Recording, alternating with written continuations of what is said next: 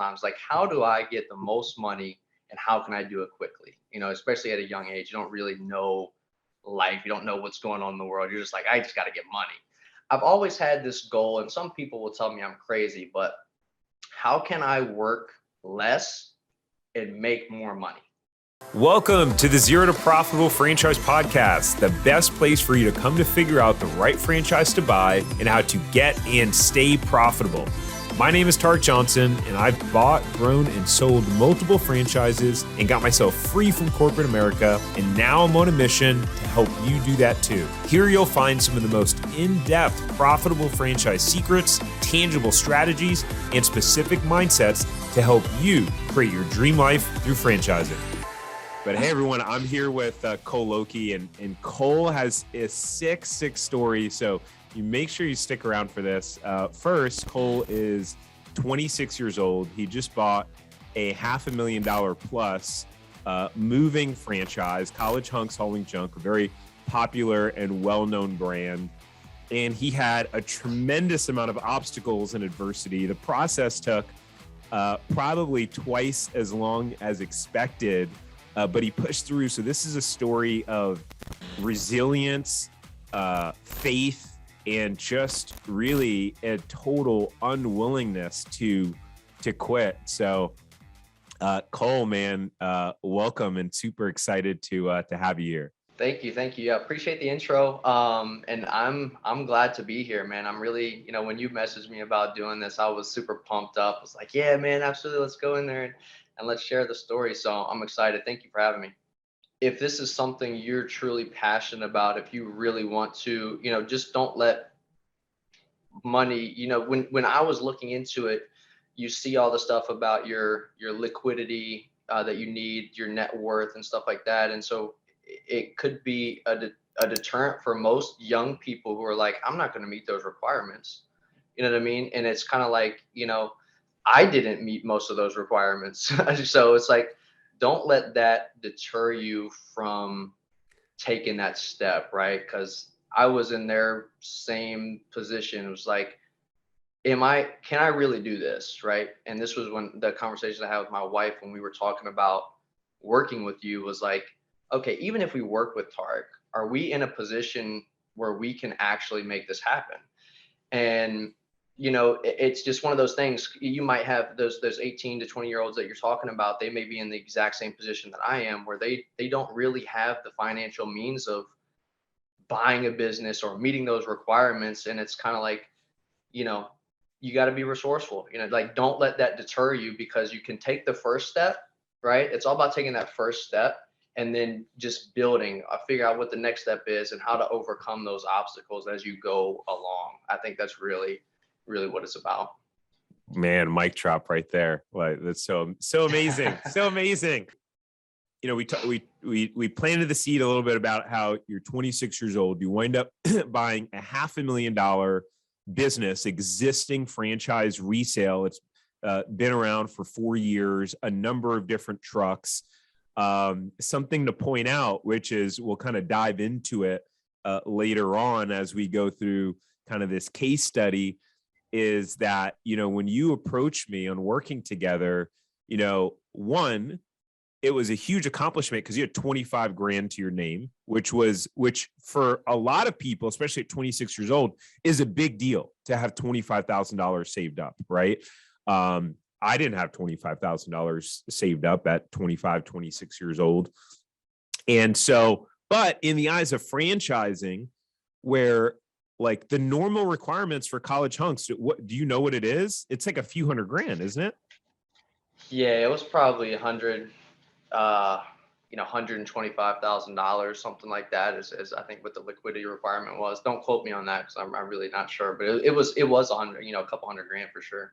But that's just the liquidity requirement, and then typically the net worth requirement is like, I think 250 or 300K.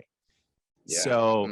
So we've got to unpack this on how you pulled this off, but let's rewind for a second. And so before we even started working together, like, what were you doing? Tell everyone a little bit about you, like, who's Cole previous to buying this, and what even got you thinking about wanting to get into the franchise and business world?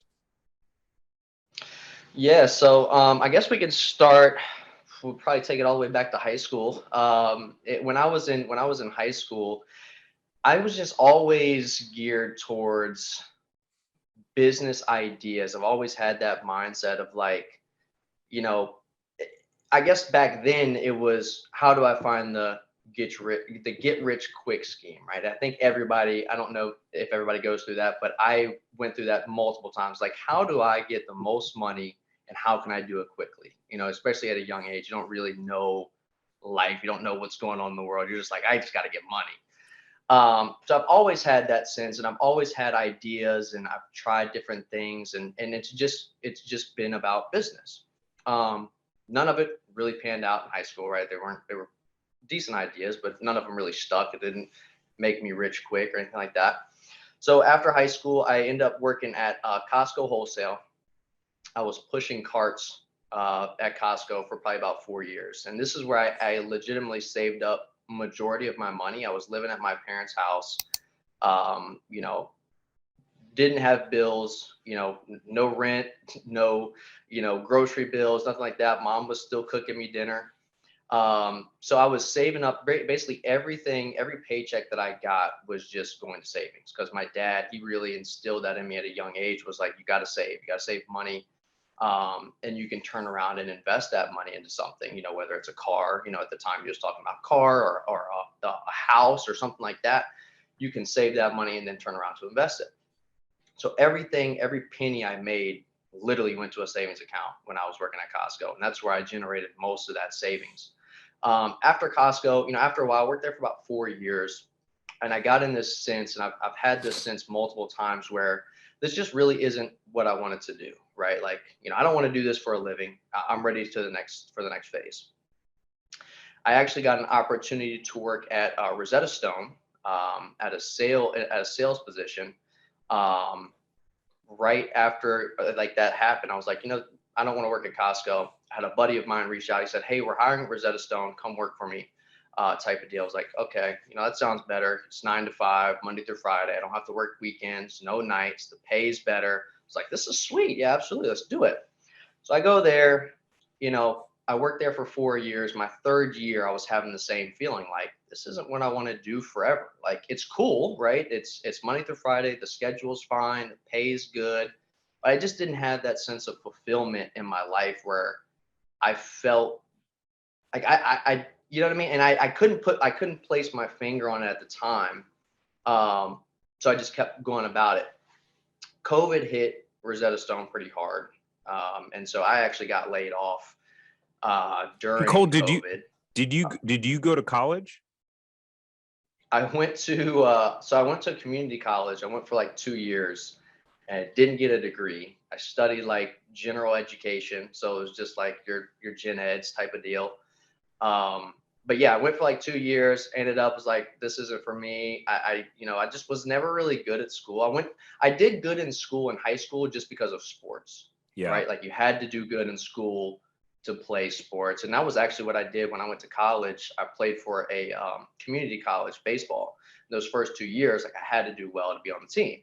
Yeah. After my 2 years, I lost my collegiate eligibility. I didn't get the chance to play at the next level, so without sports, I was like, well, what am I really going to school for? Because I didn't know what I wanted to do. You know what I mean? Like I had no idea. So I was like, well, I'm not going to focus on a study if I didn't know what I wanted to do. Yeah. So I ended up dropping out. And that's when I started working at Rosetta Stone. I was like, well, I'll just try this, I'll try sales for a little while, see how that goes. Like I said, just had that feeling that this wasn't what I wanted to do. And by that time, COVID was rolling around. I got laid off. And at this point, I was thinking, there's got to be something more. This is where I started my research phase of like, okay, well, what can I do? Like I've always had this goal, and some people will tell me I'm crazy, but how can I work less and make more money? It was always my mindset. Like, how can I work less and make more? And typically people will tell you, you're crazy. You have to work more to make more, right? That's just the general sense. Yeah. But I was like, no, there's no way. And that's an A employee way. that's an employee mindset. And you already had that Exactly. entrepreneur mindset of work smarter, not harder. How can I leverage myself? Exactly. And that was, I've had that mindset since I was in high school. And that's when I started to do, like I said, the research phase of like, okay, business ownership. That's kind of what came to my mind was like, okay, well, you look at all these owners, business owners, they don't really work a lot. They're making a lot of money. So it's like that, it kind of clicked with me. And so after COVID, after I got laid off, I had to go back to work. I started working at a logistics. I was a purchasing logistics coordinator at a refrigeration company, and was there for about a year. And this is when I had reached out to you because I was talking to my dad. My dad's been a big influencer in my life. He's been the kind of person I can go to and just talk about. He's into business. He owns his own business as well. So I went to him and was like, man, I'm ready to, I want more. I don't want to be an employee anymore. Like I want to own my own thing. And so we were looking at it, and he had brought up the idea of franchising, right? Because this will be my first business. The franchise model kind of gives you the backing that you need of, this being my first business venture, like they kind of give you that backing to help you out. And so we had started to look into it, and I was watching your videos on YouTube, and I was like, I got to reach out to this guy just to see, what it's all about. And this was the conversation I was telling you about when I was having with my wife was like, even if we did choose to work with you, right? Like, what could really happen? Like, are we financially in a position to where we could even open a business or buy a business? And so these were the conversations we were having. And I was just like, well, I'll just reach out to him because the first meeting was free. I was like, I'll just give him a call, see what he thinks, pick his brain a little bit. And that just kind of led us to where we're at. But yeah, I mean, long story short, I've always had that mindset of like, I want more out of life. I want to work as little as possible. And I know that's bad to say because I'm not a lazy person. I work hard, but I do want to have the schedule flexibility while making as much money as I can. That's just the mindset I've always had. Now, this episode is not sponsored by anyone, so if you're wanting to buy a franchise in the next 12 months, you should check out my free franchise masterclass at buyaprofitablefranchise.com. And if you want to work with me and my team on finding or buying a franchise or resale business, then you can go to tariqjohnson.com/consulting, and we're happy to see if we can help. Yeah. So amazing story. Amazing. And I can't wait to unpack this farther. The first thing that I want to point out is about how when you were working at Costco, right, initially, when you were living with your parents, like you had the discipline to save up that money. So it's like, I want to, like, for all the parents watching right now and all the young kids or younger kids watching right now, like you could have easily just been living with your parents, buying a sick car. You could have like got a fast car. You could have got some toys. You could have done some fun stuff and just been blowing your money. But one, you said your parents instilled that, save money, invest for one day, and then look what happens. And then you had the discipline to actually do that. So it just shows how someone might think, well, he got lucky, or he was so fortunate to have XYZ. Well, like, if you're ready, you don't have to get ready, right? And they say that luck is when preparation meets opportunity. And so some might say, man, you're lucky you're able to buy this business, but that was your preparation of investing and saving money and having this mindset of like, one day I want to, because it all starts with the thoughts and the mindset. And so when the opportunity presented itself, you were ready. I mean, you still had to overcome some crazy adversities, which you'll go into, like getting laid off in the middle of trying to get funding and financing for this business.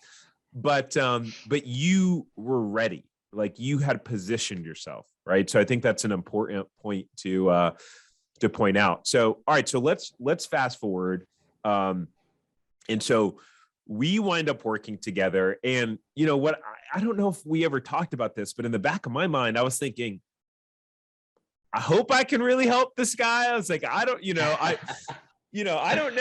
I just believed in you. I kind of I had this intuition, and at this point in my business, like, I require that people have at least a 50K net worth minimum. And that's really like bare minimum. Like I don't even work with people anymore, if they only have a certain amount. But I always say, and I made one of my first videos that kind of blew up on YouTube that I think has like 50, 60, 70,000 videos, is how to buy a franchise with no money down. And it talks about, borrowing money from friends and family, or getting money from friends and family, or, partnering with someone. But I talk about how it's not about the resources, it's about being resourceful. And at the end of the day, if you're like, I'm at point A and I want to get to point B, well, how resourceful are you? Like, how bad do you want it? Because if you want it really bad, you'll figure out a way to get it. I know this from experience because I wanted to buy my first house, and I was making good money when I think I was like 21 years old at the time, 22 years old. But I was in a commission role where I didn't have 2 years of history. So at the last minute, I had to get my dad to co-sign, so on and so forth. Fast forward, I sold that property years later, and that I used that money to buy my second franchise in cash. And so, it just shows it's really about that resourcefulness. So anyways, I went on a tangent there, but I really wanted to point that out and emphasize that. So, all right. So I think I actually watched that YouTube video. No joke. I think that was one of like the first videos I watched, and I was like, wow, you can start, do a franchise with zero money. So I was like, that was one of the big videos that I watched. And I was like, that might've been one of the deterring factors for my wife and I, when we were literally thinking about it. Was like, I think we can do this. Like, I think we really can do it. So yeah, I remember that video. That's amazing. That's music to my ears. That has been the video that I have received the most hate on out of all my videos.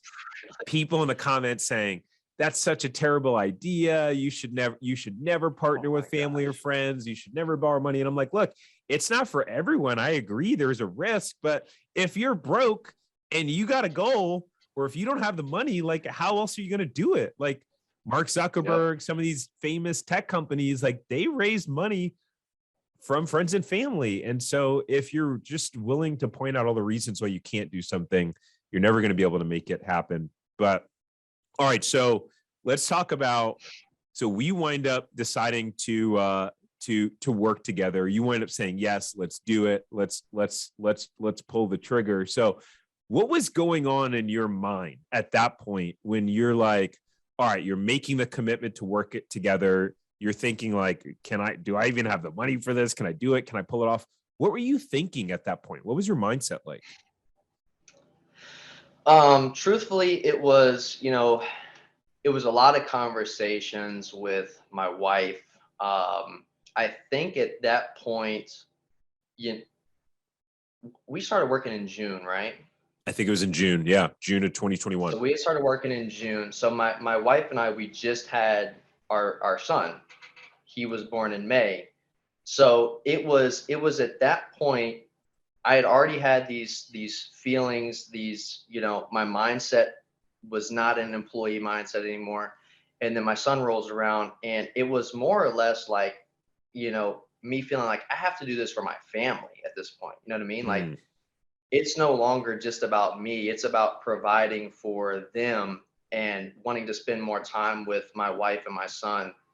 And we had those conversations, my wife and I was just like, and it was after our initial call when we had talked about building your vision, right? Like your goals, setting what you want that vision to look like.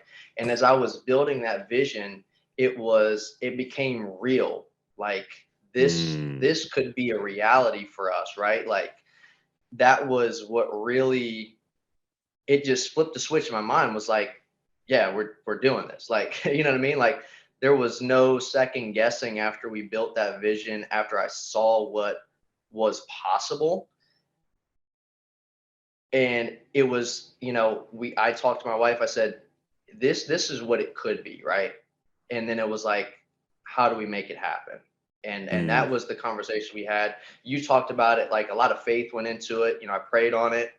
My wife and I, we prayed on it together, and we were just like, and again, after we created that vision, it was like, if this could become a reality, then it's a no-brainer. So then that's when we decided that we were ready to go, pulled the trigger. And I told you from the get-go, it was like when I made the decision, failure was not an option. I told you that from You the first did. meeting I think we had. It was like, it is not an option. We're going to do whatever it takes to make it happen. So Yeah, and you did, which is amazing. I mean, I just got the chills because I know how much you went through it. It's just like you literally overcame all odds. So despite the fact that you're, for all the people that say I'm too young, I'm too old, whatever, despite the fact that you're 26 years old, that although $25,000 is a lot of money to have saved, but in the world of franchising, you wouldn't meet the financial net worth requirements for most franchises. And you had a newborn baby. You had a newborn baby. Your wife wasn't even working at the time. Your wife was on maternity leave still. yeah, So it's like yeah, you literally went into probably the one of the most challenging situations that you can go into, which I think it speaks so much about who you are in terms of your mindset, and that failure isn't an option. I just truly believe it all comes down to mindset. Obviously, you have that mindset, which is why I have 100% belief that you will double that business and make that $1 million business, take it from a $500,000 business to $1 million business. Cause I just know what your character and your mindset is. And I know you won't be stopped. But okay. So you talked about the building the vision. And that's one of the key parts of, what I talk about when I work with clients is your vision and your why. And it's really the foundation to everything. Cause in the Bible, it says without a vision, the people will perish, right? So even if you're not religious, like if you don't have a clear picture of where you're going, how in the world, one, will you even know you get there? But if you don't have your destination mapped out, when you come to that fork in the road, how do you know what path to take, what path to pursue? So I love hearing that you said like that vision kind of brought everything to life. And then your why, like you had a powerful why of like, man, I'm a new dad. Like, I want to support my family. I want to be there for my son. Before we started recording, you saw little Caleb was just here asking you questions. yeah. Caleb was just in the office, our 3-year-old son. And so it's cool to have that flexibility. And for Caleb to be able to come into the office where mom and dad works, because my wife and I have 1,100 square foot office, and go, mommy and daddy are entrepreneurs. And one day you can be an entrepreneur too. And you can help people and you can make money by helping people. How cool is that? You can see his little brain spinning. It's like you can see the seeds, being planted, which is really, really, really cool. So we get started working together. You were a nut about the way that you implemented, which I loved. Like you're like my favorite avatar of the client to work with, like someone who takes action right away and just like unstoppable. So I mean, I remember we'd get off a coaching call at 8:00 at night, and you'd be like sending me emails at like 10 o'clock, 10:30 at night of like the stuff that you were doing or follow-ups. So take us through, we start working together. Take us through how you wind up finding, the business, and because everything unfolded pretty quickly.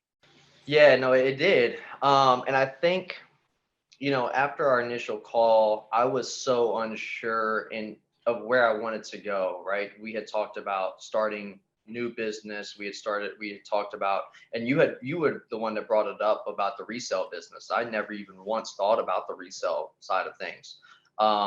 You sent me the link to the website Biz Buy Sell. We even on the phone, we had looked up Harrisonburg market, Charlotte, or while we were on the call, Harrisonburg market, the Charlottesville market.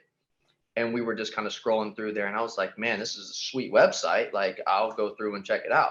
And of course, I'm looking at the purchase prices. There's like, large numbers. And I'm like, I definitely don't have that much money. And I think you even pointed out college hunks on the call. You were like, college hunks. And it was like, the asking price was like $250,000. I was thinking to myself, it's like, no way. Like, I can't afford that. And so you were like, well, just do some research, do your due diligence, and then maybe give the guy a call, pick his brain, see what it's about. And so I was like, cool, yeah, absolutely, we'll do that.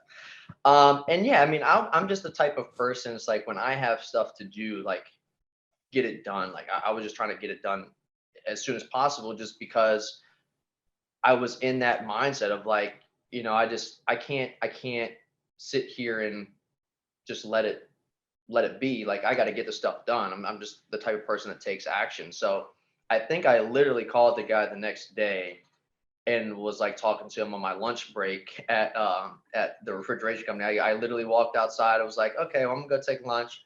Called the guy, and we just talked a little bit about the business. And I think I had another call with it was a senior healthcare franchise as well that I called off Biz Buy Sell. So I talked to a couple of different ones, but basically just kind of picked their brain about, what the business was, all that good stuff, and did the due diligence process, asked a bunch of questions. And then I brought all that information back to you after that call. Literally probably the next day I was sending an email like, hey, I had this call, this is what happened, this is what they told me, all that good stuff. And yeah, we just kind of started the process that way. That's just kind of how it went, how it unfolded. And it was literally like the very next day. So yeah, it unfolded pretty quickly. It did. Yeah. And in my mind, I feel like sometimes I have, the role that I play in helping people find businesses. Sometimes I have, I don't know whether you call it intuition or whatever, instinct, a feeling. It's just, sometimes for me, it's like, it's kind of like if people watch sports, a coach and a coach team on a coach coaching a team, knowing that, oh, wow, this person would play this role very well. And I just see it. It's just a gift that I feel like I've been blessed with.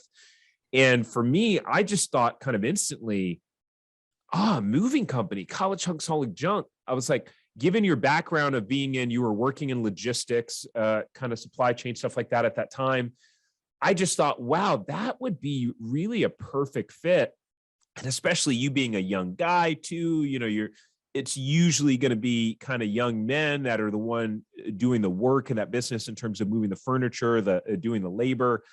For some reason, I just thought, wow, I could really see you in that business, like immediately. And I get excited because I get so excited about like, oh, wow, like what are the odds? And resales, you're limited to what's out there on the marketplace. And there weren't a lot of businesses for sale in your market. I mean, there were, maybe a handful or 10 businesses, and most of them didn't match up. So I was excited for you. Now talk to us about what that process was like, from putting in the inquiry, talking to the seller, and then, trying to do the due diligence and look at the numbers and profit and loss statements. I mean, you had never done anything like that before. So what was that like? And how were you able to get comfortable to say, I want to try and buy this business? When we started, after I had the initial call, just to learn a little bit about the business with I had talked to the broker. So I wasn't talking to the seller at that point. It was the broker who had the listing on Biz Buy Sell.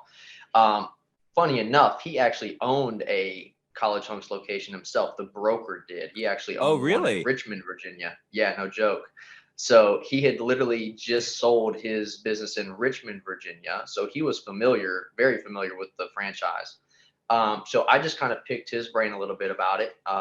And then after that call, I think we had came back and talked about it, and basically just said like, hey, this is the asking price. This was a little bit about the franchise. And then I think after that, we had kind of sat down and we were like, okay, well, we were just kind of walking through the process at this point. Like we weren't really fully set on anything. It was just like, since I was new to this, it was like, just go through the steps, right? And then see how they go. So then when you find one or you find something you like, we're ready to pull the trigger on it. So this was kind of like, in our mind, when we were working together, was like a test almost, right? Like this was our test run. And so as I went through the process, I was talking to the broker, was learning about the franchise. I was learning about the opportunity because he sent me information right after the call. He had sent me the profit and loss statements. He had sent me the territorial sheet. All that stuff is stuff that I got right after the call. the territory included Harrisonburg, which is where I'm born and raised. And they, from the conversation I had with him, was they were not doing business in Harrisonburg. So immediately I'm thinking growth potential right there, because I can tap into that market. I see we take a look at the profit and loss statements. And when I looked at these originally, I was lost. I was like, don't know what I'm looking at. I'll have to get Tariq's information on that, because no clue. And I remember literally the next call we had, you had walked me through the profit and loss statement. And we went just kind of deep dove into it step by step and broke it down. And at the end, I think you and I both were like, wow, this is pretty decent business. We've got to be something going on here. Like, they're selling this business. It was profitable, right? They were making money. The numbers looked good. And for something like that, I think typically you're like, okay, the numbers look good. This guy's making money. There's something got to be going on. Why is he selling the business? Yeah. Right. Like, although it did take a hit, right? Because it was during COVID. So there was a big dip, but then it was already starting to recover. Yeah. Right. Well, it didn't even take a real dip. It was just year over year. They didn't see the return. They had almost done exactly year over year. 2019, 2020 was almost the same year over year annual revenue. So it didn't grow, but it didn't take a real dip, which was great, because to me, even though there was no growth, it wasn't like they were doing 500 and next year they were doing 300. Like, it almost had that sense of like, recession proof, right? Like, even during COVID, you can still produce, $500,000 a year. So that was good for us too. And then, so the next step, I had a meeting with the franchise. I had the first initial call with the franchise, and they kind of basically told me about the franchise, what they were about. And at this stage, I was more focused on the company itself. Like, what are their values? What do they stand for? You know what I mean? Like, what's the environment like? And as I learned more, and I got it right on the original call, like the first call I had with them, they were all about, team building. They had these great core values. They went over them on the first call. They truly believe in them, and they want you to live them every day. And they're values that kind of resonated with me. And this is something that when we were kind of going through the process, I always felt like they just kind of checked every box that we had, right? Like, the market was good. There was growth potential. The numbers were good. From the franchise standpoint, like the franchise seemed to be really good to work with and work for. And it was just like, as we were going through this process, like I said, they just kind of checked all the boxes. Even though this was our test run, like we were just kind of doing this for a test because I'd never done it before. As we went through the process, it aligned more and more, which was the craziest thing, with what I was trying to do, what our goals were, and what we were looking for in a business. So then I had the conversation with the franchise. It was a great conversation. I learned a lot about the company. It's just kind of one of those like pitches, like, hey, we're so great. This is why you should work with us. But I mean, they truly were great. And they do a lot for what, for a moving company. And I was like, man, like, this may be a good opportunity, like legitimately. So that's kind of what that process was like. Just kind of getting to it. I don't think I talked to the seller until after my first call with the franchise. They said, I can kind of reach out to the seller of the business. So I reached out to him. He was a really cool guy. We've actually established a pretty good relationship throughout this process, because it's been a long process that I've worked with him for now. So we've actually developed a really good relationship. But yeah, that call was really good. He told me a little bit about the franchise stuff that he liked. I kind of picked his brain about, like, what is the franchise like as far as the business sense? Like, what do you like about it? What do you not like about it from you being in the day to day? Like, what can be better? What do you not like about the business you're in or the industry you're in? So I just kind of picked his brain about that, and we just kind of learned about that kind of stuff. But yeah, overall it was just a really, really great process, and you kind of helped me walk through that process, which was really great because I had no idea where to start, to be real honest with you. Yeah, for sure. And I think I remember, as you started doing some of the franchisee validation calls, because you're going through the traditional process of buying a franchise. The only difference is you're looking at buying a business that's already producing revenue, and it's a resale. But what you seem to have identified during that process of talking with the franchisor, and then I think franchisee validation calls, was really, although the business was doing $500,000 a year in sales and had been in business for 4 years, it seemed to be underperforming. Like, it seemed that there were businesses out there in 2 territories doing 800, 900,000, $1 million plus in revenue, and they weren't really tapping into, one of the markets. So it seemed like it was like, okay, like it has a good stable business, but it seems like there's a lot of growth opportunity, right? Yeah, absolutely. So when I looked at the FDD, when they sent me over the FDD, which was after I think my second call with the franchise, they sent me over the FDD. And so and you helped me, we looked through this together as well. We were just looking at the numbers, like what is an average location doing revenue? Like an average location's doing like 1.3 million. And this was doing at the time like 500,000. And so that's when we had talked about it. And I knew it going in because when I talked to the broker initially, he was like, they don't really do a lot of business in the Harrisonburg market. The Harrisonburg market is one of their primary markets in the territory. It's Charlottesville and Harrisonburg, and they don't tap into one of their primary markets. So right off the bat, I was like, there's a ton of growth potential. I didn't know what the growth potential was number wise, but after seeing what an average location does, it was like you could almost literally double, probably do more than double in the territory. So yeah, I mean they were underperforming in that sense of revenue, but their bottom line was already good for what they were doing. Yeah, yeah, for sure.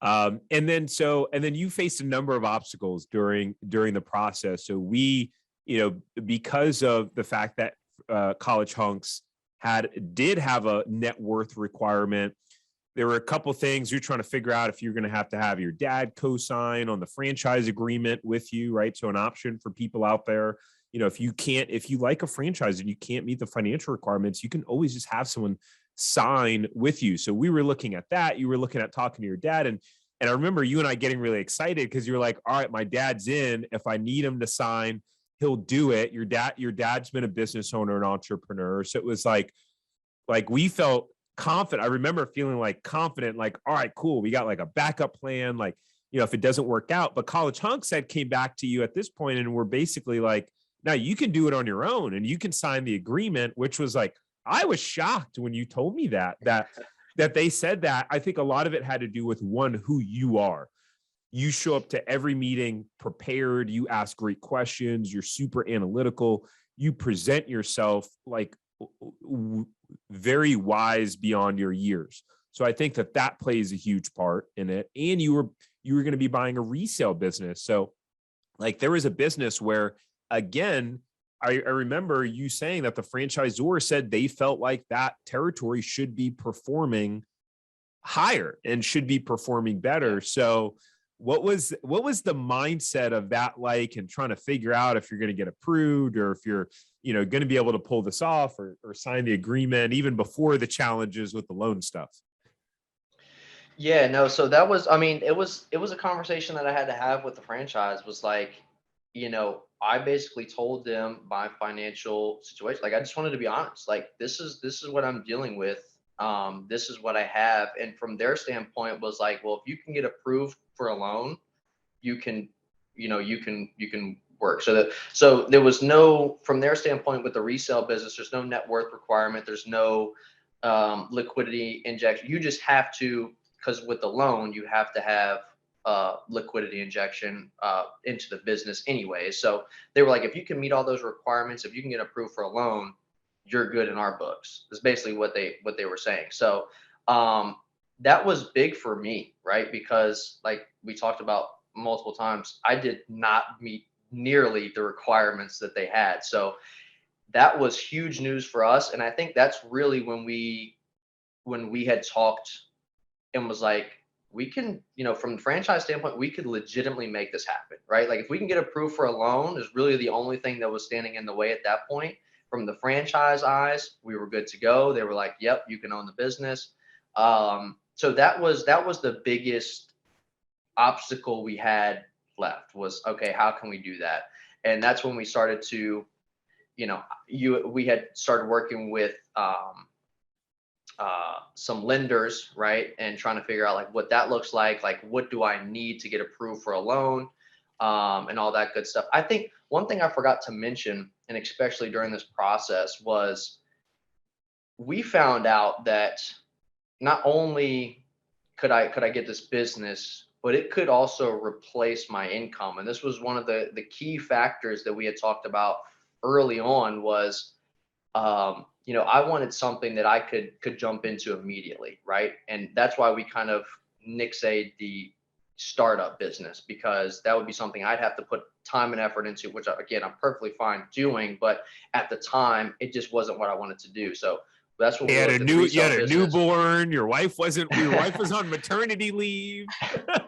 We would have zero income at that point. So I was like, I got to have something, right? So, so when we found out like this business literally could replace my income immediately, that was one of the key things. And then finding out that the franchise, really all we had to do was get approved for the loan. That was the other key thing. That was like, okay, if I don't need to meet the requirements anymore. It's going to replace my income. It was like, okay, this is when it really started to become real. And we started to change our tone of this is a test run to, okay, how do we actually make this happen? Because this really it could be a really good fit at that point. Yeah, 100%. And so I remember that conversation. We were trying to figure it out because you're going to have to put around 10% down on the business for resale. Which unlike new franchises usually have to put 20% down for an SBA loan. And then we were trying to figure out how else you can make the deal happen. So somehow we wind up bringing up, I said, well, maybe you can negotiate some seller financing. And I can't remember if they even had the tag on the business listing that they were willing to offer seller financing. So you went back and asked, right? And so what was that conversation like, asking like for some seller financing, and kind of how did that act as a part of being able to make the deal happen? So initially, the conversation I had was, I just called the seller. And again, this kind of speaks to who he is as a person. Like I said, we've kind of established a really good relationship just between he and I, just because, like I said, we've been working together so long at this point. I just, talk to him about my situation. Like, hey, like I can buy this business if I get approved for a loan. I have some of the requirements. Something that could help me would be potentially seller financing, to where I don't have to get all the money through the bank. You could finance some of the money for me. And if you're willing, that could push this deal across the finish line for me. Right. And we could get this done. You have your money, I'm paying you back the money I owe you, type of deal. And that's kind of how I positioned it to him. And he was in a position, luckily with the business, that he had the money to finance the rest of what I needed. So he was like, yeah, let's write up the purchase agreement. We'll include the seller financing in there. And we came up with the terms and all that good stuff for that. But he never pushed back at all about it.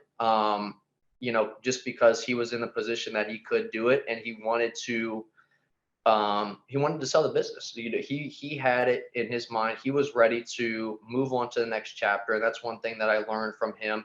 He wasn't selling the business because it was going out of business or he was losing money. He was selling the business because he had other agendas that he wanted to move forward to. So he was just trying to get this off his plate so he could start those new business ventures. And so learning that it kind of helped me and kind of helped us because we're trying to help each other out, right? He's trying to help me get this business. I'm trying to help him sell the business so he can do whatever he needs to do afterwards. So it kind of became like a mutual relationship, whereas like, I want this business. You want to get rid of this business. How can we make this work? And he was willing to offer help when I needed it to make it happen. Yeah.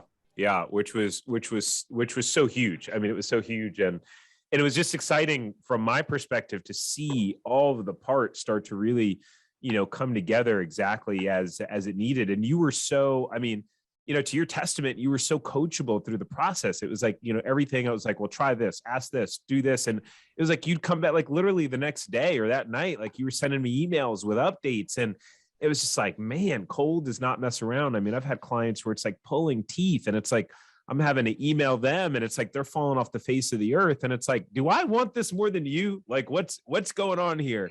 And that was definitely not the case with you. So then fast forward through all of that, you, at the end, you face two major obstacles that probably would have stopped most people in their tracks and had them give up. So can you just talk a little bit about what that was and how you overcame them? Yeah, so they were really kind of back to back, to be honest. And I think we had only talked about one of the major obstacles, because I didn't really tell you until after the fact about the second one. So yes, we were going through the process. The seller and I, we had been working together. We had a signed purchase agreement. Everything was good from the franchise perspective. We had, I think at that point, I think we had signed a franchise agreement already. And so we were working on getting the funding together, working with the bank, meeting all the requirements. And so we were going through the underwriting process. And everything, all the conversations I was having with my contact was, everything looks good. Yep, should be good to go. And so I'm starting to kind of get that excitement, like, okay, this is happening. Like, we're ready to rock and roll. I'm letting the seller know, like, I'm hearing good things from the bank, yada, yada, yada. We're good to go. We should be ready to buy this. I think at that point, man, we were shooting for like November. You were ready to close. I mean, I remember you telling me like, we're going to be closing escrow on the business in like, like a week and a half, or we should have the formal approval next week or something like that. And I was like, oh, great. I was like, man, this was like, everything just worked textbook. Yeah. So I think the first one, the purchase agreement that we signed originally, like the close date was estimated for like November. And so it was to that point, we're going through the underwriting process, and I get this call from the contacts. And I think he left me a message. I called him back. I said, hey, what's going on, man? He said, hey, just wanted to let you know, we had sent your stuff through underwriting, and it's not getting approved. I'm like, what are you talking about? It's not getting approved. Like, we just had all these conversations. Everything's looking good. We're good. Everything's good. I'm hearing good things back from the underwriter. And then all of a sudden, denial. He said, so we have two options. He was like, we can formally deny it, or we can pull your application out and basically just pretend like it didn't happen. So it wouldn't be a strike on the SBA, like if I wanted to submit it again. And I was like, that's not, like, again, it came back to like, that's not, I'm not taking no for an answer. Like, this isn't happening. So like, what can we do? I remember, I think I called you immediately. It was like, hey man, this is what's going on. Like, what can we do to make this work? Because, and we didn't really talk about this either, but I had to get money from my grandparents. Remember, I had to go actually get, when they gifted you some money up. Yeah, I had to go to my grandparents because the money that I had, the 25,000, you have to have, like we talked about, 10% down. Plus, at the end of it, you still have to have money in your bank account, so you're not depleting all your funds. And in that point, I would have been depleting all my funds. I had literally zero in my bank account.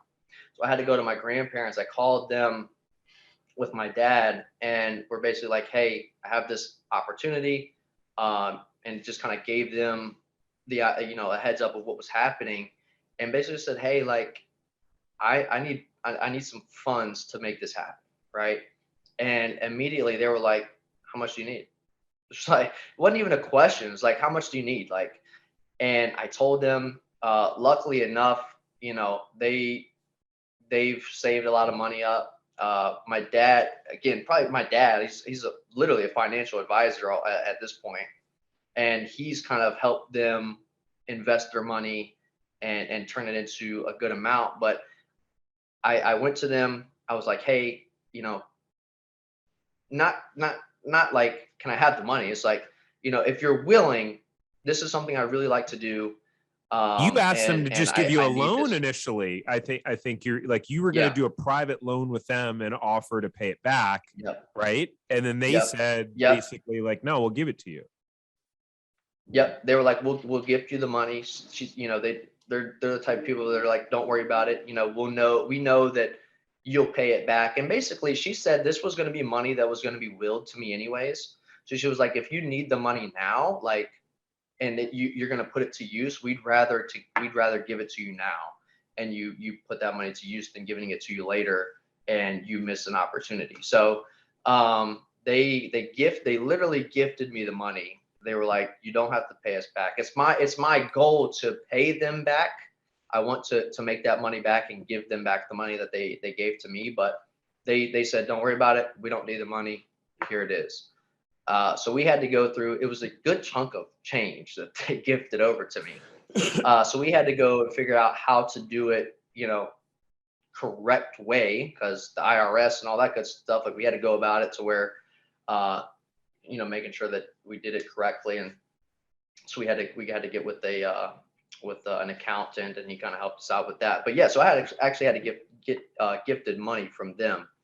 And so, at that point, really the only other thing that we had talked about was having my dad co-sign on the loan, guaranteeing the loan. It's the only other way. And we had talked initially about not doing that because they had other things that he was working on. I didn't want to tie his funds up with guaranteeing a loan this large. They were looking to buy a house and stuff like that. And so I had called my dad. I said, hey, Dad, it's not happening. Like, it's not, you know what I mean? Like I was a legit conversation I had with my dad. It was like, we've came this far and they're telling me that it's not happening.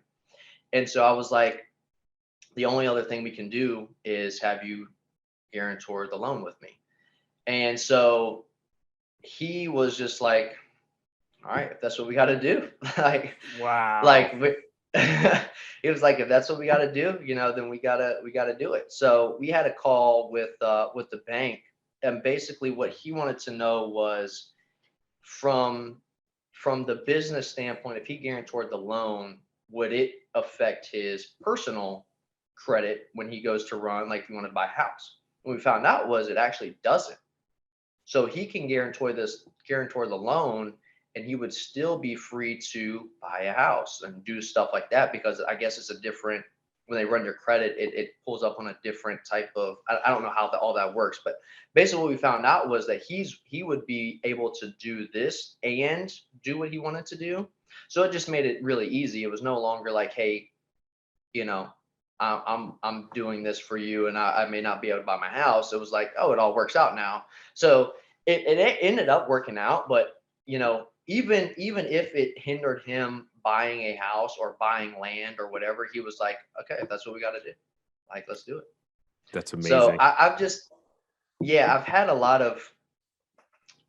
I've done a lot of work. There was a lot of things that I've had to overcome, but to be honest, the people that I've had in my life, I've been truly, truly blessed, because it's just, people who are willing to sacrifice stuff that money they've saved, that they've earned, their goals and dreams, like they're willing to put that aside for me to do something that I want to do. You know what I mean? So it really is, I've been truly blessed, and it's kind of opened my eyes, like, wow, like I want to be more like that. When I have the ability to do it and somebody comes to me, like I want to be able to do that for somebody else. You know what I mean? So it's been a really, really great experience. And like I said, I'm just, whether you want to say I'm lucky, I say I'm blessed. You know what I mean? Like it's been a crazy, crazy experience. It really has.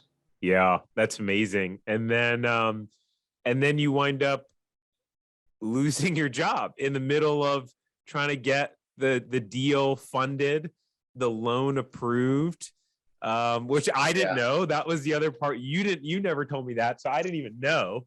And Yeah. so that's a crazy obstacle, and we don't really need to dive into that too much, but like, so that was another obstacle you faced right around the same time when you found out that the loan wasn't going to get approved. Fortunately, you were looking at a resale business that was going to be enough to replace your income and pay yourself a salary and cover the loan payment on the business. So that's one of the big benefits of a resale, being able to walk away and replace your income right away. So just an epic story. And I agree. I mean, the people that you have in your life is absolutely amazing. But at the end of the day, like, you did the work, you had the faith, like, you kept going. Like, do you know how many people would have quit so many times? Do you know how many people wouldn't have even gotten started because they would not have had the belief or the faith that they were able to pull it off? And for some reason you did, and you pulled it off, man. Congratulations. Thank you. It's again, it's a big credit to the people I have in my life. Big credit to you. I truly don't know if I would have taken the first step if it weren't for our first conversation we had, and the belief you had in me. Even like you said, you don't really work with clients who don't have a certain amount of money in their bank account, and I did not. You know what I mean? Like, I wouldn't have meet that requirement anymore. But you took a chance on me, and I would have been lost if I didn't have a business coach. So it's a big thank you to you. I wouldn't be in this position if it weren't for a lot of people. So again, I'm just truly blessed. Yeah, cool, man. I agree. Cool. Well, any parting words or advice for someone who is, working in a job or an opportunity that they don't like and they're not happy, and they want to pursue owning a franchise in some capacity, whether new, resale? Any words of wisdom that you want to leave everyone with? Just kind of like I mentioned when we first got on the call, it's like, you know, just be willing to take the leap of faith. You know what I mean? Like, if this is something you truly want and something you truly want to do, like, don't let obstacles deter you from taking that step, right? Just go one step at a time, take the first step, figure out what the second step is and what obstacles you need to overcome to complete the next step, and just take it one step at a time. There's going to be obstacles in business. It's not easy. And many people have told me, the saying of, like, anything worth doing isn't going to be easy. Like, the process for something like that is not going to be easy. So if it's hard, don't let it deter you and quit. Like, go hit that next gear and make it happen, because that's when you're really going to see success. That's when you're really going to that's when you're going to get that fulfillment, right? You're going to reach new levels. So that would be what I would say, is just, regardless of your financial situation, regardless of where you're at in life, like, if this is something you are truly wanting to do, just take that leap of faith and see where it goes. Boom. You heard it, guys, from the man himself, Cole. It was an absolute pleasure, man. Thanks for coming on. And I'm sure that your story is going to inspire many, many people. Well, thanks for having me. I appreciate it. Absolutely, man. We'll talk soon.